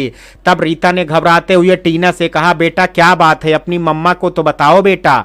लेकिन टीना माँ के गले से लगी रोती ही जा रही थी। तब रीता ने टीना को समझाते हुए कहा, मेरी बेटी इतनी कमजोर तो कभी नहीं थी जो इस तरह से रोए, बल्कि वह तो अच्छों को रुला देते थे। रीता ने आगे घबराते हुए कहा, क्या बात है बेटा, मुझे बताओ तो सही, मुझे बहुत घबराहट हो रही है। तब टीना ने रोते हुए कहा, मम्मा ओ श्याम, और कह करके टीना फिर से रोने लगी। जब रीता ने श्याम का नाम सुना तो हैरानी व्यक्त करते हुए कहा, श्याम, ये श्याम कौन है बेटा और क्या किया उसने जिसकी वजह से तुम यूं रो रही हो, बताओ बेटा कौन है श्याम। तभी पीछे से आवाज आई, श्याम हमारा नया क्लासमेट है आंटी। यह रोनी के कहे शब्द थे, जिसे सुन करके टीना अपनी माँ के गले से अलग हट गई और अपनी आंखों से आए आंसुओं को पोंछने लगी। रीता ने रोनी की बात सुनने के बाद पीछे मुड़ करके देखा और रोनी की ओर देखते हुए कहा, कौन है ये श्याम और क्या किया श्याम ने, किसकी वजह से आज मेरी बेटी की आंखों में आंसू है। रोनी कुछ कहने ही वाला था कि टीना ने अपनी आंखों के इशारों से उसे बताने से मना कर दिया और फिर रोनी ने बात टालते हुए कहा, भी तो नहीं आंटी, उसने कुछ नहीं किया है। लेकिन रीता ने रोनी को टीना की तरफ देखते हुए देख लिया था और वह समझ गई थी कि टीना और रोनी दोनों उससे कुछ छिपाने की कोशिश कर रहे हैं और इसलिए तब उसने रोनी से कहा, रोनी सच बताना क्या बात है जिसे तुम मुझसे छिपाने की कोशिश कर रहे हो। रोनी कुछ कहना ही चाहता था, लेकिन टीना ने बीच में बोलते हुए कहा, अम्मा उस श्याम की वजह से आज मेरी आंखों में आंसू निकले हैं। अगर मैंने भी उसे नहीं रुलाया तो मेरा नाम भी टीना नहीं। रीता ने तब टीना की ओर देखते हुए कहा, जरूर वह बहुत खराब रहा होगा जिसकी वजह से बेटा तुम्हारी आंखों से आंसू निकले, इसलिए तुम उसके बारे में मुझे बताओ, मैं उसे तुम्हारे कॉलेज से ही निकलवा करके फिकवा दूंगी। टीना, मम्मा आपकी बेटी इतनी कमजोर नहीं है। अब तक श्याम की बारी थी, लेकिन अब मेरी बारी है उस श्याम से बदला लेने की। अगर आपने उस कॉलेज से बाहर निकलवा दिया तो मेरा बदला अधूरा रह जाएगा, लेकिन अभी आप उसे कॉलेज से मत निकलवाइए प्लीज। तभी सैफाली वहां आ गई और उसने कुछ बात टीना की सुन ली थी, इसलिए उसने टीना से कहा, किससे अधूरा बदला रह गया टीना? जब रीता ने सैफाली की आवाज सुनी तब उसने सैफाली की ओर देखते हुए कहा, तुम सही समय पर आज अपने मामा जी के घर आई हो बेटा। सैफाली को देख करके टीना मुस्कुराते हुए उसके गले से लग गई और तब उसने सैफाली से कहा, मम्मा ने बिल्कुल सही कहा, तू बहुत सही समय पर आई है, मुझे तेरी बहुत जरूरत थी सैफाली। सैफाली ने टीना से दूर हटते हुए मुस्कुरा करके कहा, तू फिक्र मत कर, हर बार की तरह तेरी हर समस्या को मैं इस बार भी सॉल्व कर दूंगी। सैफाली ने जब रोनी को देखा तो मुस्कुरा करके उससे हेलो कहा और तब रोनी ने भी उससे हेलो कहा और फिर रोनी ने टीना से कहा, टीना मैं चलता हूँ, अगर तुझे मेरी जरूरत हो तो मुझे बुला लेना, मैं उसी समय आ जाऊंगा। टीना, ओके बाय रोनी। रोनी ने टीना को बाय कहा और फिर वह वहां से निकल गया और फिर टीना ने सैफाली से कहा, तू चल करके चेंज कर ले और फिर हम आराम से बातें करते हैं। तब सैफाली अपना बैग लेकर के टीना और उसकी माँ के साथ चली गई। रोनी जब अपने घर के लिए जा रहा था तभी उसे मीना वहां से अपने घर की लिए जाती हुई दिख गई। मीना ने रोनी को देख लिया था, इसलिए उसने अपना रास्ता बदल लिया और वहां से आगे बढ़ गई। तब रोनी ने अपनी बाइक मीना की ओर घुमा दी थी और मीना के सामने जा करके अपनी बाइक रोक दी और उसने मीना से कहा, मीना चलो मेरे साथ, मैं तुम्हें तुम्हारे घर छोड़ देता हूँ। मीना बिना उससे कुछ कहे वहां से आगे बढ़ गई और तब रोनी ने अपनी बाइक मीना के पास जा करके फिर से रोक दी और उसने मीना से कहा, मीना मैं तुम्हें तुम्हारे घर छोड़ दूंगा। मीना ने तब बिना रोनी की ओर देखे उसकी बात का जवाब देते हुए कहा, रोनी सर मैं चली जाऊंगी। रोनी तुम्हारी यही अच्छाई मुझे पसंद है मीना।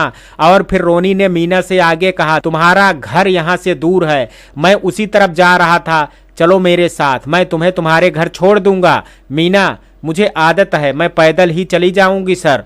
और फिर मीना वहां से आगे बढ़ गई। मीना कुछ दूर ही चली थी कि तभी रोनी मीना का पीछा करते हुए वहां पहुंच गया और उसने फिर से जाकर के मीना का रास्ता रोक दिया। तब मीना ने रोनी की ओर देखते हुए गुस्से से कहा, आपको सीधी तरह से समझ में नहीं आता है रोनी सर, मैंने आपसे कहा ना मैं चली जाऊंगी, तब आप मेरा पीछा क्यों कर रहे हैं? रोनी ने मुस्कुराते हुए कहा, हाय ये गुस्सा। मीना जी जब आप मुझ पर यूं ही नाराज होती हैं तो यकीन मानिए और भी खूबसूरत लगती हैं आप।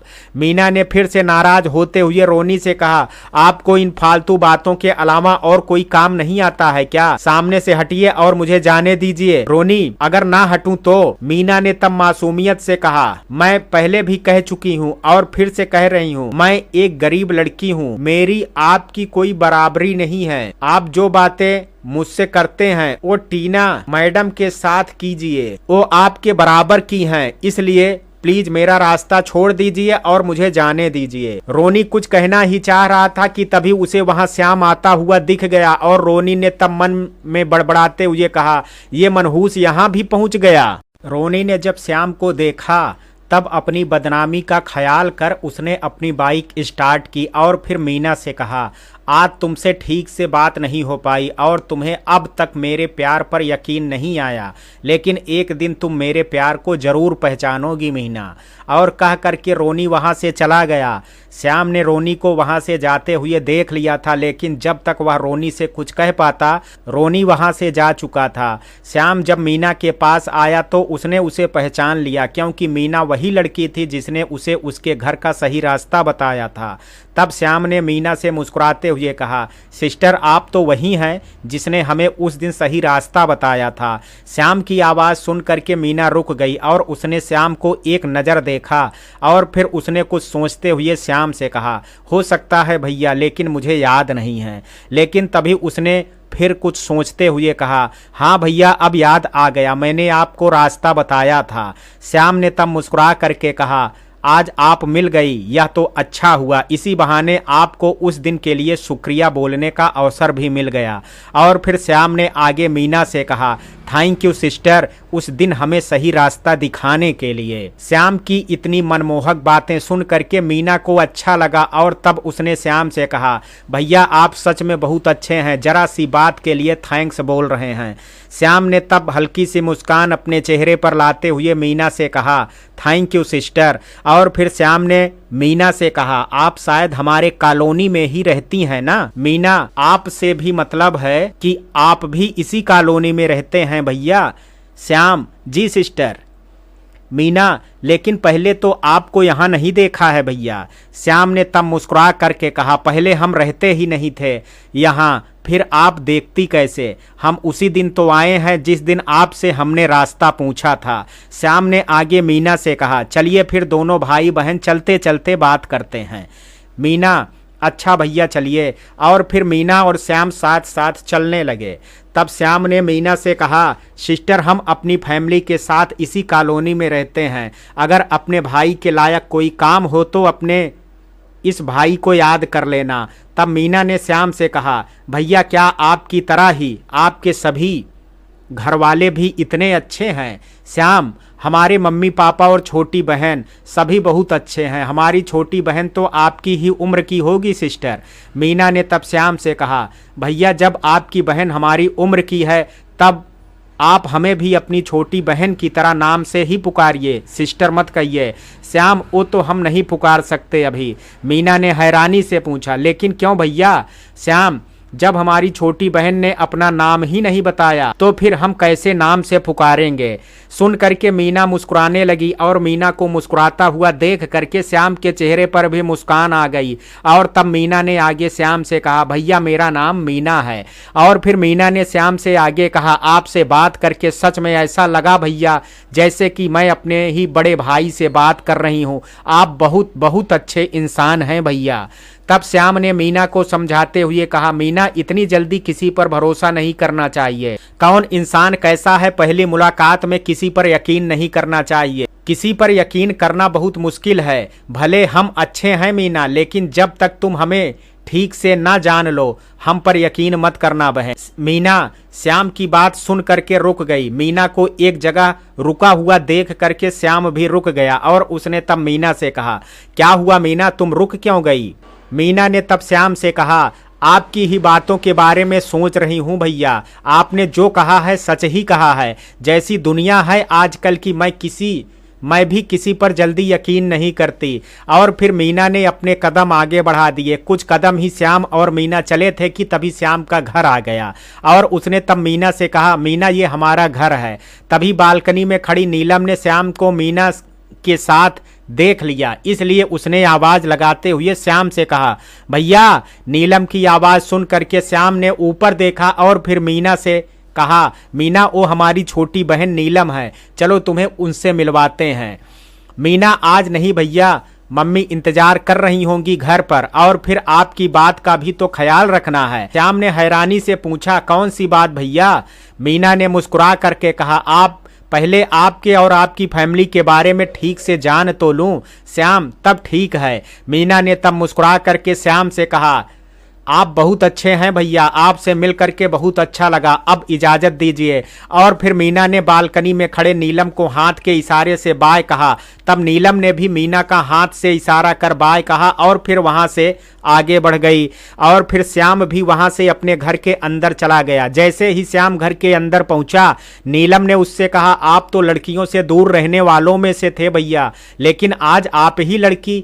नीलम अपनी बात पूरी कर पाती, श्याम ने बीच में बोलते हुए उससे कहा, नीलम तुम अपनी बकवास बंद करो और तुम्हारी जानकारी के लिए हम तुम्हें बता दें, मीना हमारी छोटी बहन है तुम्हारी तरह, समझ गई तुम? नीलम ओके भैया, सॉरी गलती हो गई हमसे, श्याम ने आगे नीलम से कहा। और मीना जब अपने घर तुम सबसे मिलने के लिए आएगी तो तुम्हें भी उससे मिल करके अच्छा लगेगा, बहुत अच्छी लड़की है वह। नीलम इस बात में तो कोई दो राय नहीं होगी, आखिर हमारे भैया किसी को अपनी बहन बनाया है तब उनसे मिलना तो पड़ेगा, अब से वह हमारी बहन भी तो है। तभी सीमा वहां आ गई और उन्होंने नीलम से कहा, किसे तुम्हारे भैया ने अपनी बहन बना लिया है? माँ की बात का जवाब देते हुए नीलम ने अपनी माँ से कहा, माँ आप भैया से ही पूछ लो, वही ठीक से बता पाएंगे। तब श्याम ने माँ से कहा, माँ आपको याद होगा जिस दिन हम लोग लखनऊ से यहाँ आ रहे थे उस दिन एक लड़की ने हमें सही पता बताया था। सीमा ने तब सोचते हुए कहा, हाँ तो क्या हुआ? श्याम, माँ वही लड़की आज हमें मिल गई थी, अच्छी लड़की है वह, हम उन्हें अपनी बहन बना लिया और वह यहीं हमारी कॉलोनी में ही रहती है। सीमा ने तब श्याम से कहा, फिर घर क्यों नहीं ले आए तुम? हम भी अपनी दूसरी बेटी से मिल लेते। श्याम आप मिल लेना, वह जल्द ही हमारे घर आपसे और नीलम से मिलने आएगी। सीमा अच्छा ठीक है, अब चल करके अपने कपड़े चेंज कर लो और फिर कुछ खा लो। श्याम जी माँ। और फिर श्याम वहां से आगे बढ़ गया। तभी नीलम ने कुछ सोच करके श्याम से कहा, भैया आपका कॉलेज का दूसरा दिन कैसा रहा? श्याम हम बाद में आकर के बात करते हैं, पहले कपड़े चेंज कराएं। नीलम ने मुस्कुरा करके कहा, जी भैया। और फिर श्याम वहां से चला गया। कुछ देर बाद जब श्याम आया तो माँ ने उसे कुछ खाने को दिया और वह डाइनिंग टेबल पर बैठ करके खाने लगा। सीमा और नीलम दोनों ही उसके पास बैठी थी। तब नीलम ने श्याम से कहा, भैया आप बताइए अब कैसा रहा आपके कॉलेज का दूसरा दिन? श्याम सुन करके सोच में पड़ गया और तब सीमा ने उसे देख करके कहा, क्या बात है बेटा, तुम्हारे कॉलेज में सब ठीक तो चल रहा है ना? श्याम ने तब अपनी माँ से कहा, जैसा होना चाहिए था वैसा नहीं हो रहा है माँ। सीमा बात क्या है बेटा? हमें यकीन नहीं होता कि हमारे बेटे के साथ भी कहीं कुछ गलत हो सकता है, कहीं तुमने ही तो कुछ गलत। कहते कहते माँ बीच में ही चुप हो गई और तब श्याम ने माँ से कहा, पता नहीं टीना जी को हमसे क्या शिकायत है माँ, बात बात पर हमसे झगड़ा करने को तैयार हो जाती हैं, जबकि माँ हम सच कह रहे हैं, हमने उनके साथ कोई भी अनुचित व्यवहार नहीं किया है। लेकिन आप परेशान मत होइए, हमें यकीन है कि वह भी जल्द ही हमें समझ जाएंगी और तब उनके साथ भी हमारा रिश्ता अच्छा बन जाएगा। नीलम ने तब बीच में बोलते हुए कहा, इतना तो हमें अपने भाई पर यकीन है कि हमारे भैया टीना जी को जरूर सुधार देंगे। और फिर नीलम ने कुछ सोचते हुए श्याम से कहा, लेकिन एक बात समझ में नहीं आ रही है कि वह आपसे इतना नाराज क्यों है, जबकि हमारे भैया तो बहुत अच्छे हैं। सीमा ने तब नीलम की बात का जवाब देते हुए कहा, टीना ने अभी श्याम को पहचाना ही नहीं है, अगर वह श्याम के व्यक्तित्व को पहचान लेती तो इस तरह से झगड़ा नहीं करती, लेकिन जब वह श्याम को ठीक से जानेगी तब अपने किए पर एक दिन बहुत पछताएगी। नीलम ने तब कहा, यह तो आपने सही कहा माँ, एक दिन अपने किए पर पछतावा तो जरूर होगा टीना जी को। श्याम अपनी माँ और बहन की बात सुन करके कुछ सोचता और फिर चुपचाप खाना खाने लगता। जब मीना अपने घर पहुंची तो उसकी माँ ने मुस्कुरा करके कहा, बेटा आ गई तुम, चलो हाथ मुंह धुल लो, तब तक मैं तुम्हारे लिए कुछ खाने को लेकर के आती हूँ। मीना आप परेशान मत होइए मम्मी, मैं खुद खा लूंगी, ऐसे ही आपकी तबीयत ठीक नहीं रहती है। मंजू इस तबीयत के डर से हाथ पैर चलाना भी छोड़ दूं या तबीयत तो प्राण जाने के साथ ही ठीक होगी बेटा? मीना तब रोती हुई माँ के गले से लग गई और उसने रोते हुए माँ से कहा, आप हमें छोड़ करके कहीं नहीं जाएंगी, आपको कुछ नहीं होने देगी आपकी बेटी, प्लीज आप ऐसा मत कहना मम्मी, आपके बिना हम भाई बहन का और कौन है? अगर पापा की तरह आप भी हमें छोड़ करके चली गई तो हम भाई बहन किसके सहारे रहेंगे? तब माँ ने मीना के सिर पर प्यार से हाथ फेरते हुए कहा, बेटा चुप हो जाओ, गलती से मुंह से निकल गया, भला मैं अपने बच्चों को छोड़ करके कहीं जा सकती हूँ? कहीं नहीं जाऊंगी मैं बेटा। और कहते हुए माँ की आंखें भी भर आई, लेकिन कहीं ना कहीं मीना ने देख लिया, इसलिए उसने अपने आंसू पोंछ लिए और फिर मीना का चेहरा अपने सामने लिया और उसके आंसू पोंछते हुए कहा, नहीं बेटा तुम तो मेरी बहादुर बच्ची हो, अगर तुम ही यूं कमजोर पड़ जाओगी तो फिर अपने भाई का ख्याल कैसे रखोगी? माँ के समझाने पर मीना चुप हो गई और फिर उसने माँ से कहा, माँ ये राजू नहीं दिख रहा है, कहाँ है? क्या कोई सामान लेने आपने उसे भेजा है? तब माँ ने मीना से कहा, अभी कुछ देर पहले ही तो ट्यूशन से आया था और फिर अपना स्कूल बैग रख करके थोड़ी देर पहले ही तो गया है यहाँ से। मीना कहाँ गया है और आपने जाने ही क्यों दिया उसे? आने दो, अभी मैं उसकी खबर लेती हूँ। उसे इतना भी नहीं याद रहा कि उसे अपनी बीमार माँ के पास रहना चाहिए या बाहर जाना चाहिए। तब मंजू ने हल्की सी मुस्कान चेहरे पर लाते हुए कहा, उसके ट्यूशन वाली मैडम की लड़की का बर्थडे है आज, इसलिए उसकी मैडम ने उसे आने को कहा था, लेकिन राजू तो मैडम को मना करके घर आ गया था। लेकिन जब मंजू अपनी बात पूरी कर पाती, मीना ने बीच में बोलते हुए कहा, लेकिन क्या मम्मी?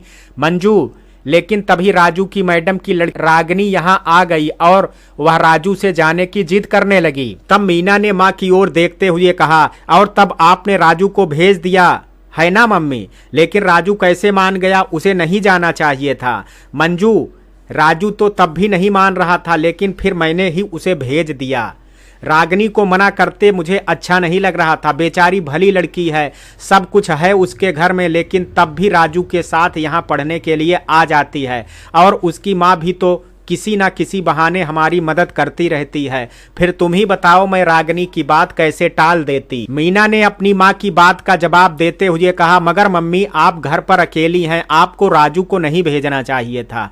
मंजू ने तब मीना की ओर देखते हुए कहा, बेटा हमें हमेशा अपनी ही जरूरत का ही ख्याल नहीं रखना चाहिए, बल्कि दूसरों की खुशी के बारे में भी सोचना चाहिए।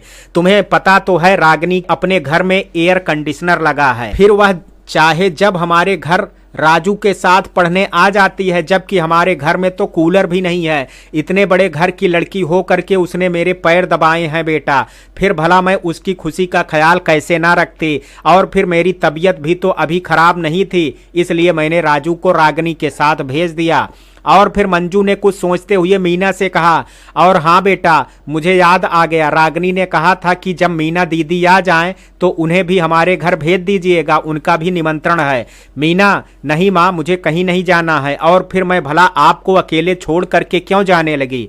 मंजू, मैंने कहा ना कि मेरी तबीयत अभी ठीक है, तुम जा करके हो आओ रागिनी के घर। वैसे भी तो तुम कहीं कहाँ जाती हो, इसी बहाने तुम्हारा मन भी बंट जाएगा और कुछ वक्त तुम्हें अपने लिए मुस्कुराने को मिल जाएगा। मीना ने थोड़ा नाराजगी जताते हुए कहा, मैंने कहा ना मम्मी मैं नहीं जाऊंगी आपको अकेला छोड़ करके। मंजू ने तब उदासी भरे स्वर में मीना से कहा, सही है, अब तुम अपनी मम्मी की बात क्यों मानने लगी? कमा करके जो खिलाने लगी हो ना बेटा। माँ की बात सुनते ही मीना की आंखें भर आई और उसने भावुक होकर के माँ से कहा, मम्मी अगर आपने ऐसा फिर कभी कहा तो मैं भी आपसे नाराज हो जाऊंगी। मैंने तो आपका ख्याल रखने के लिए कहा था। मैं अपनी माँ से बहुत प्यार करती हूँ मम्मी। मंजू ने तब मीना के सिर पर हाथ फेरते हुए प्यार से कहा, मेरी प्यारी बच्ची, मैं जानती हूँ कि तुमने मेरा ख्याल करते हुए ही कहा था। मंजू ने आगे मीना से कहा, तुम मेरी बेटी हो करके भी मेरा इतना ख्याल रखती हो, तो क्या माँ होने के नाते मेरा अपनी बेटी के लिए कोई फर्ज नहीं है? मीना, अगर आपको मेरे रागिनी के यहाँ जाने से खुशी मिलती है तो मैं चली जाऊंगी। सुन करके मंजू के चेहरे पर मुस्कान आ गई और उन्होंने तब मुस्कुराते हुए मीना की आंखों से आंसू पोंछे और फिर मीना से कहा, जाओ फिर तैयार हो जाओ। मीना, लेकिन एक शर्त पर। मंजू ने हैरानी से पूछा, और वह क्या? मीना ने माँ की ओर देखते हुए कहा, आप आराम करेंगी जब तक मैं लौट करके नहीं आ जाती। मंजू, अच्छा ठीक है, मैं आराम करूंगी। अब तो तुम खुश हो ना? मीना ने मुस्कुरा करके माँ के गले लगते हुए कहा, जी मम्मी। और फिर तब मंजू ने मीना से कहा, अब जा करके तैयार हो जाओ, नहीं तो पहुंचने में लेट हो जाओगी। मीना, जी मम्मी। और फिर मीना वहां से तैयार होने के लिए चली गई। मीना कुछ देर में जब तैयार हो करके गई तब वह माँ को बता करके रागिनी के घर के लिए निकल गई। रागिनी के घर में आज काफी चहल पहल थी। जब मीना रागिनी के घर पहुंची तो उसकी माँ सुधा ने उसे देख लिया और फिर तब वह मुस्कुराती हुई मीना के पास आई और फिर तब उन्होंने मीना से कहा, आज तो हमारे घर के भाग्य खुल गए मीना जी। मीना ने तब मुस्कुरा करके सुधा से कहा, मैडम आप मुझे शर्मिंदा क्यों कर रही हैं? सुधा, मैंने तो शर्मिंदा वाली कोई बात ही नहीं की। मीना, मैं आपसे बहुत छोटी हूँ मैडम, इसलिए आप मुझे जी कह करके मत बुलाइए प्लीज, आप मुझे मेरे नाम से पुकार सकती हैं। सुधा ने तब मुस्कुराते हुए मीना से कहा, ओके मीना। सुधा के मुंह से फिर से जी निकलने ही वाला था, लेकिन वह कहते कहते रुक गई और फिर उन्होंने मुस्कुराते हुए मीना से कहा, देखो जी, देखो मैंने जी नहीं कहा ना। और तब सुधा की बात सुनने के बाद मीना भी सुधा के साथ मुस्कुराने लगी। तभी वहां रागिनी भी आ गई और उसने मीना के गले लगते हुए मीना से कहा, थैंक यू दीदी, मैं बता नहीं सकती कि मैं आपको यहाँ देख करके कितनी खुश हूँ। और फिर रागिनी मीना के गले से हट गई और तब मीना ने रागिनी से कहा, थैंक यू मुझे बुलाने के लिए। रागिनी ने भी उसी स्वर में मीना से कहा, थैंक यू आपका यहाँ आने के लिए। और फिर तीनों हंसने लगी। तभी सुधा को अंदर आते हुए कुछ और मेहमान दिखे। तब उन्होंने मीना और रागिनी से कहा, आप दोनों बातें करो, मैं कुछ और मेहमानों से मिल करके आती हूँ। और फिर वह उस ओर बढ़ गई और उन्होंने तब मेहमानों के पास जाकर के कहा, थैंक यू सीमा भाभी, आपका बच्चों के साथ यहाँ आने के लिए बहुत बहुत धन्यवाद। और फिर तब सीमा के साथ आए श्याम और नीलम ने सुधा से नमस्ते कहा और तब सुधा ने भी दोनों को नमस्ते कहा। और फिर सुधा ने सीमा से कहा, भाभी, भाई साहब नहीं दिख रहे हैं, भाई साहब नहीं आए क्या? सीमा, वो किसी काम से लखनऊ गए हैं इसलिए वो नहीं आ सके। सुधा, कोई बात नहीं, आप सब आए इसके लिए शुक्रिया। सीमा ने तब सुधा की ओर देखते हुए कहा, शुक्रिया आपको नहीं बल्कि हमें आपका अदा करना चाहिए, जो आपने हमें अजनबी हो करके भी अपनी बेटी के बर्थडे पर बुलाया। सुधा, आप अजनबी नहीं हैं बल्कि आप हमारे पड़ोसी हैं और वो भी बहुत अच्छे पड़ोसी हैं। आपके परिवार से मिल करके मुझे लगता है कि जैसे मैं अपने परिवार के साथ हूँ। फिर भला आप बताइए कि हम अजनबी कैसे हुए? सीमा ने मुस्कुराते हुए सुधा से कहा, किसी को अपना कैसे बनाया जाता है यह तो कोई आपसे सीखे। मीना रागिनी के पास खड़ी उससे बातें कर रही थी। तभी उसकी नज़र श्याम पर पड़ी और तब उसके मुंह से निकल गया, श्याम भैया। तब रागिनी ने मीना से कहा, दीदी आप श्याम भैया को जानती हो? मीना, हाँ, चलो श्याम भैया से मिलते हैं। और फिर मीना और रागिनी श्याम से मिलने के लिए चली गई। जब मीना श्याम के पास पहुंची ही थी, श्याम ने उसे देखते ही मुस्कुरा करके कहा, मीना सिस्टर आप यहाँ? और फिर श्याम ने अपनी माँ और नीलम से कहा, हम जिन छोटी बहन की बात कर रहे थे वो यही हैं। तभी सुधा के फोन की रिंग बजती है और वह अपना फोन देखती है। फोन देखते ही सुधा चुपचाप से वहां से एक तरफ चली जाती है और फिर उन्होंने चेहरे पर हल्की सी मुस्कान लाते हुए फोन रिसीव कर कहा, कैसे हैं आप? आपके ही फोन का इंतजार कर रही थी। दूसरी तरफ से किसी ने कहा, मैं ठीक हूँ, तुम और मेरी लाडली बेटी रागिनी कैसी है? सुधा, हम दोनों भी अच्छे हैं। अपने बर्थडे पर आपको बहुत मिस करती है। रागिनी हर बार कहती है कि पापा कब आएंगे। दूसरी तरफ से किसी ने भावुक होकर के कहा, उनसे कहना कि उनके पापा भी उन्हें बहुत मिस करते हैं और वह भी बहुत जल्द ही अपनी बेटी से मिलने आएंगे। सुन करके सुधा की आंखों में नमी उतर आई और उन्होंने तब अपनी आंखों के कोरों को पोंछते हुए कहा, आप उदास मत होइए, मैं आपकी मजबूरी समझती हूँ। सुधा ने आगे विषय को बदलते हुए कहा, अच्छा ये बताइए कि हमारी बड़ी बेटी टीना कैसी है और उनकी माँ रीतू कैसी हैं? सुधा से फोन पर बात करने वाले कोई और नहीं बल्कि टीना के पिता दिलीप साहब थे और दिलीप साहब ही रागिनी के पिता भी थे। इसलिए दिलीप साहब ने सुधा की बात का जवाब देते हुए कहा, आपको पता तो है अब रीतू नहीं है, उन्होंने अपना नाम रीता रख लिया है, इसलिए अब आप भी रीता कहने की आदत डाल लीजिए। और कह करके दिलीप साहब मुस्कुराने लगे। तब सुधा के चेहरे पर भी मुस्कुराहट आ गई और उन्होंने तब मुस्कुराते हुए कहा, अच्छा फिर बताइए रीता कैसी है? दिलीप साहब, अच्छी है और उनकी बेटी भी अच्छी है। सुधा, अब टीना भी बड़ी हो गई है, जब छोटी थी तभी देखा था, बहुत मन करता है टीना से मिलने का। कहते कहते सुधा चुप हो गई और उनकी आंखें भर आई। लेकिन दिलीप साहब समझ गए थे कि सुधा रो रही है, इसलिए उन्होंने तब सुधा को समझाते हुए कहा, सुधा जी आप तो महान महिला हैं, आपने जो किया है उसे कोई साधारण इंसान नहीं कर सकता है, इसलिए प्लीज रो करके अपनी महानता को कम मत कीजिए। सुधा ने तब झट से अपनी आंखों के आंसू पोंछ लिए और चेहरे पर बनावटी मुस्कान लाते हुए कहा, मैं कहाँ रो रही हूँ जी। सुधा ने आगे कहा, छोड़िए इन बातों को और ये बताइए कि आप खाना टाइम से तो खा लेते हैं और अपना ख्याल ठीक से तो रखते हैं और मेरी फिक्र तो नहीं करते हैं ज़्यादा? दिलीप साहब, कैसे ना किया करूं आपकी फिक्र, आपके बारे में सोच करके खुद को कोसता रहता हूं। क्यों मैंने कुछ दिन आपका और इंतजार नहीं किया? क्यों मेरे दिल ने मान लिया था कि आप लौट करके नहीं आएंगी? क्योंकि शायद मैं आपसे सच्चा प्यार ही नहीं करता था। सुधा, ये आप क्या कह रहे हैं दिलीप जी? आपको कहने की जरूरत नहीं है, मैं जानती हूं कि आप मुझसे कितना प्यार करते हैं, इसलिए आपको ऐसा कहने का बिल्कुल भी हक नहीं है। अगर आपने ऐसा फिर कहा तो मैं आपसे बहुत नाराज हो जाऊंगी। दिलीप साहब, आप मुझसे नाराज हो पाएंगी? सुधा, कभी नहीं, लेकिन प्लीज ऐसा मत कहिएगा।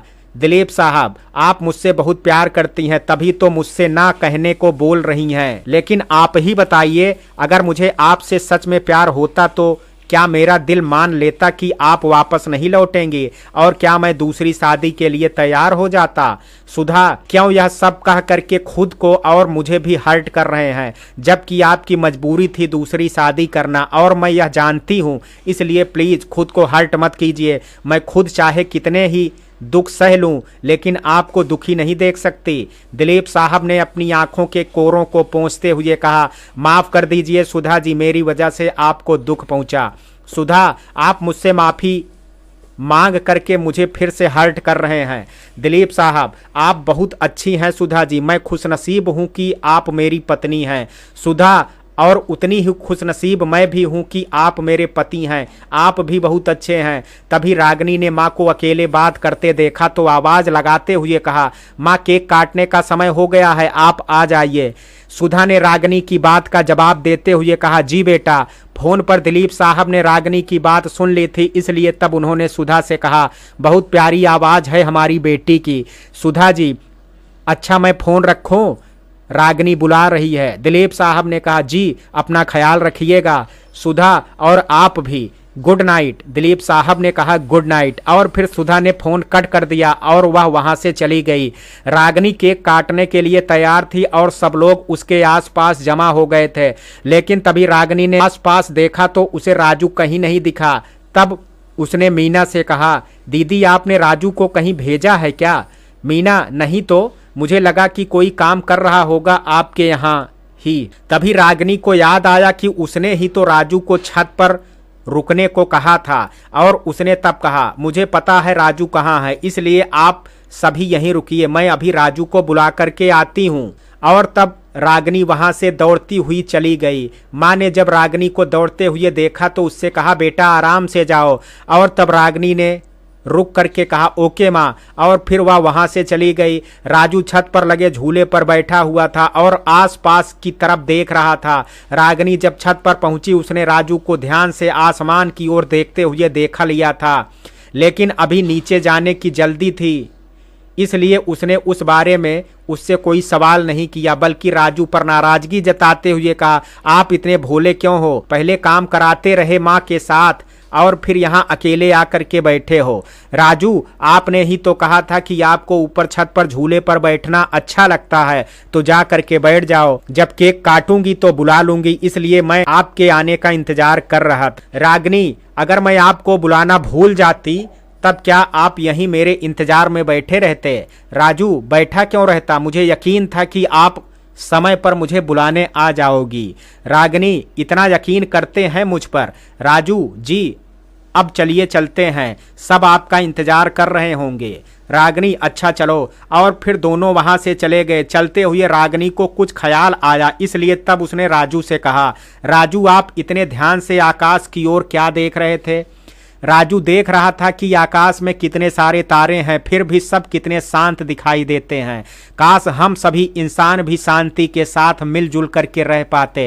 रागिनी, आप बहुत अच्छे हैं राजू। दोनों अब फंक्शन वाली जगह पर पहुंच गए थे और तब रागिनी की माँ ने रागिनी से कहा, बेटा अब जल्दी से केक काटो। रागिनी, जी माँ। और तभी राजू की नज़र वहीं पास खड़ी मीना पर पड़ी और तब वह झट से मीना के पास गया और हैरानी से कहा, दीदी आप यहाँ? मित्रों, कहानी के इस भाग में आज इतना ही। शेष कहानी कल सुनेंगे भाग 5 में। कहानी का ये भाग आपको कैसा लगा, आप अपनी राय मुझे कमेंट बॉक्स में ज़रूर दीजिएगा। वीडियो पसंद आया हो तो वीडियो को लाइक शेयर, अगर चैनल पर पहली बार विजिट कर रहे हैं तो कृपया चैनल को सब्सक्राइब करना ना भूलें। कल मिलते हैं कहानी के शेष भाग के साथ, तब तक के लिए जय हिंद, जय भारत।